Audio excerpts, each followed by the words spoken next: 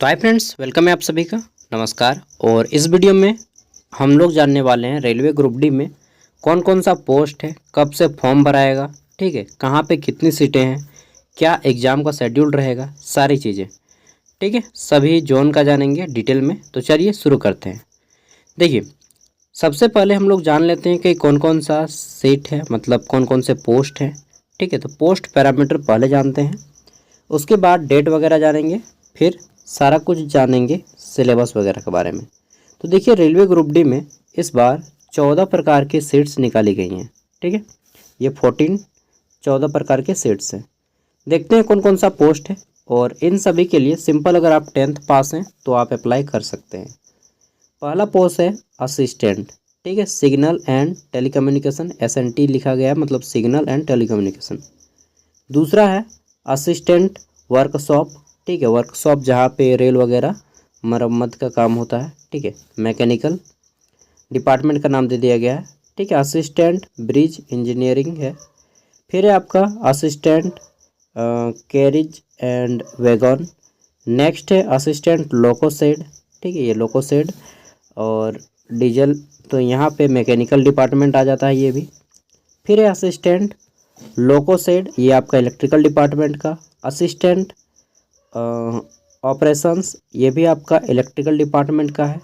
Assistant P and वे, ठीक है, तो ये भी आपका इंजीनियरिंग डिपार्टमेंट का आ जाता है। और यहाँ पे एक चीज़ ध्यान दीजिएगा, इसमें आपका मेडिकल स्टैंडर्ड क्या चाहिए, ठीक है, C1 चाहिए, B1 चाहिए या A1 चाहिए। तो इन सभी में आपका अलग अलग दिया गया है, या तो C1 या फिर B1, ठीक है।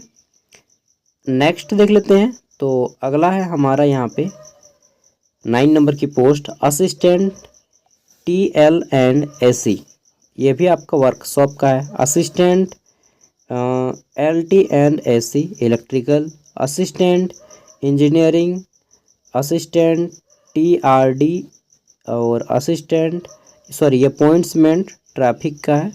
तो पॉइंट्समैन में देखिए थोड़ा सा आपको जो है ना, मतलब ये मेडिकल इसमें अच्छा मांगा गया है A2 लेवल का, और ये आपका इसमें A3 मांगा गया है, ठीक है। बाकी फिर है आपका ट्रैक मेंटेनर ग्रेड 4 बाप बुलवा देगा इस पोस्ट में अगर ज्वाइनिंग हो गया तो, ठीक है। तो ये आपका B1 रहता है। इसमें सबसे मतलब टफ काम किस पोस्ट में होता है, तो ट्रैक मेंटेनर ग्रेड 4, ठीक है, ये जो है आपका इंजीनियरिंग, इसमें सबसे टफ वर्क होता है भाई। सबसे आसान काम किस में होता है, तो देखिए पहले एक आता था मेडिकल हॉस्पिटल असिस्टेंट, जो इसको अब हटा दिया गया है, ठीक है।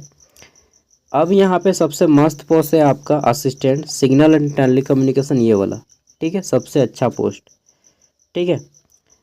और बाद बाकी मैंने बता दिया, ट्रैक मेंटेनेंस सबसे ज़्यादा हार्ड वर्क रहेगा, और असिस्टेंट SNT, उसके बाद पॉइंट्समेंट भी अच्छा पोस्ट है, ठीक है, बट इसमें मेडिकल स्टैंडर्ड अच्छा चाहिए। आगे देख लेते हैं। तो नेक्स्ट चीज़ है एज क्या है। तो देखिए सभी के लिए जो ग्रुप डी की वैकेंसी है 18 से 36 साल उम्र रखा गया है, ठीक है। अगर आप 18 से 36 साल के हैं तो यहाँ पे अप्लाई कर सकते हैं। अब चलिए जान लेते हैं कहाँ से कितनी सीटें निकली है। तो देखिए यहाँ पे railway wise and post wise vacancies बताया गया है सभी जोन का। मुंबई में कितनी है, तो मुंबई में 1892 है, ठीक है, 1892। एक मिनट सॉरी, टोटल कहाँ पे है जी, तो आपका UR हो गया अलग अलग, एक मिनट रुकिएगा।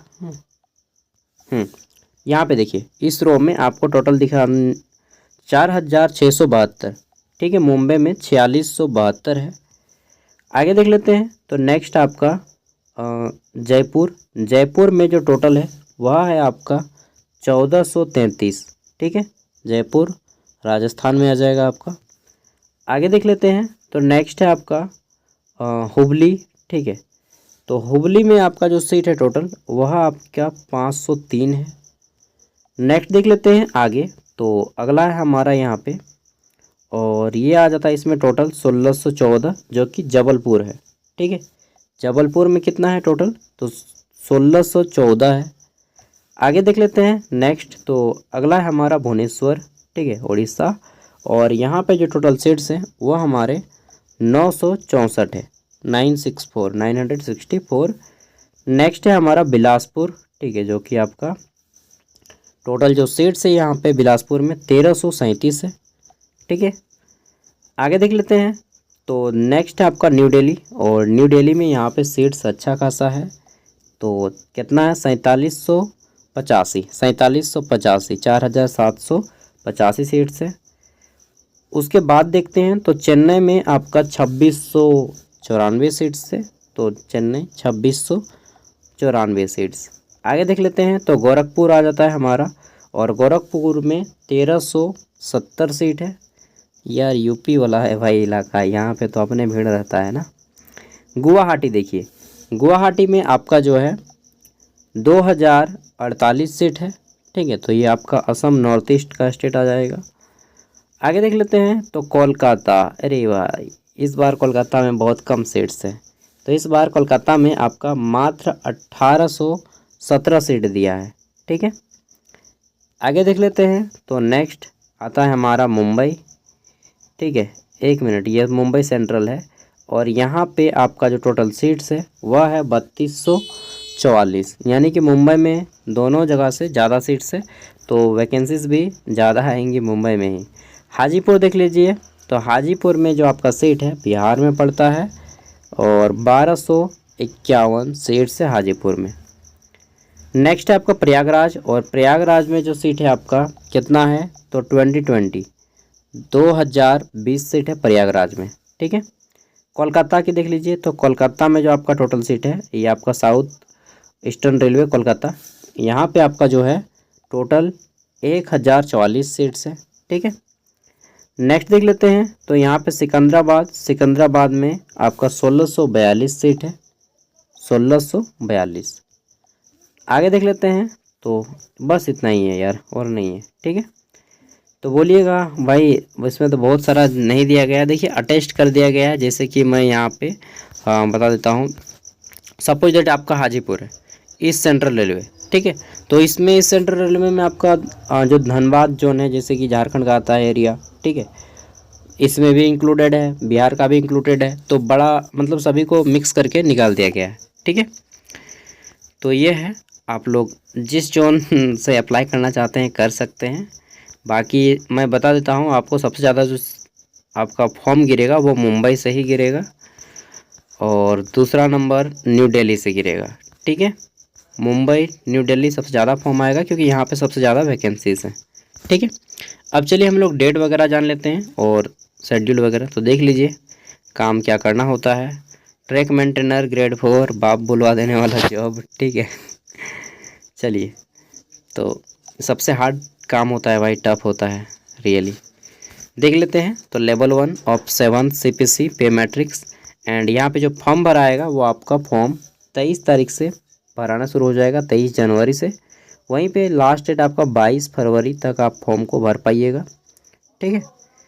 फी पेमेंट भी कर देना है साथ ही में आपको। और एग्ज़ाम डेट वगैरह का अभी नहीं अनाउंस हुआ है, कभी का एग्ज़ाम, अभी NTPC का पहले होगा उसके बाद होगा। बाकी 25 तारीख तक कोई भी गलती होता है तो 25 फरवरी से 6 मार्च तक आप सुधार कर सकते हैं, ठीक है। लेवल 1 की जॉब रहेगी 1800 ग्रेड पे।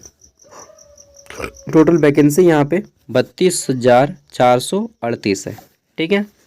सबको मालूम है फॉर्म कितना भराएगा, लगभग 60 लाख प्लस फॉर्म भराएगा, ठीक है। शायद 60 लाख मैंने कम बोला, ठीक है। 1 करोड़ भी पहुँच सकता है भाई फॉर्म, रियली बता रहा हूँ, 1 करोड़ भी पहुँच सकता है फॉर्म इनका।